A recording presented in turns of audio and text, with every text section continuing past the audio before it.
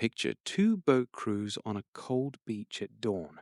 Same brutal training, same heavy rubber boats, same freezing surf. And race after race, one crew always wins and the other always loses. The losing crew is exhausted, bitter, snapping at each other, certain they were just handed weaker people. Now watch what happens when the instructors do one small thing.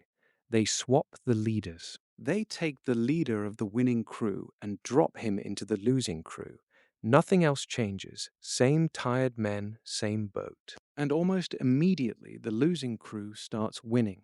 Same people, different leader, which forces an uncomfortable question about every struggling team you have ever seen.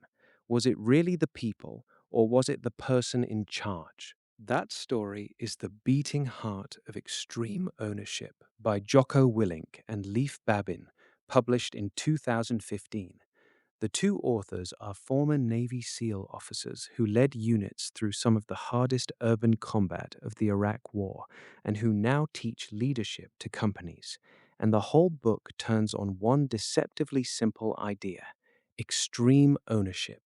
A leader must take total, absolute responsibility for everything in their world, every outcome, every failure, the performance of the entire team. No excuses, no blaming the subordinates, no blaming the circumstances, no blaming bad luck. If it happened on your watch, it is yours. That sounds harsh. It turns out to be the most freeing idea in the book, so let us walk through how it actually works. The first idea is that boat crew story turned into a law. There are no bad teams, only bad leaders. When a team fails, the reflex is to blame the team. They are lazy, they are not talented, they do not care. Extreme ownership says stop and turn the mirror around. The hardest version of the principle is this: when something goes wrong, the leader looks first at themselves.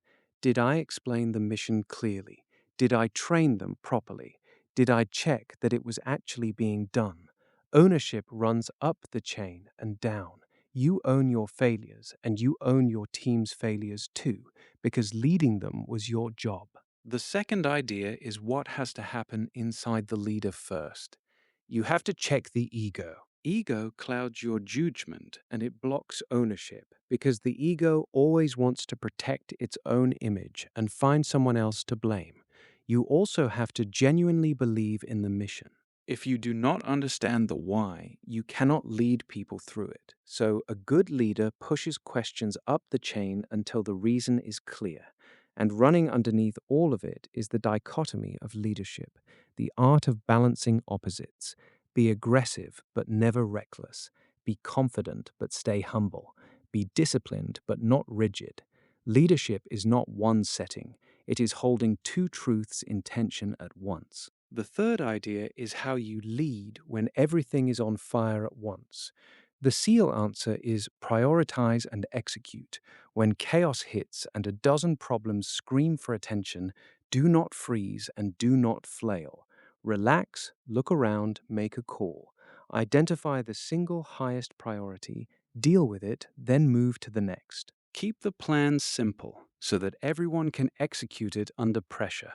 Practice cover and move, real teamwork, units supporting each other with no silos and no turf, and use decentralized command, pushing authority down so people can make decisions on their own inside the leader's intent, instead of waiting for permission that never comes fast enough. Why does this matter to you?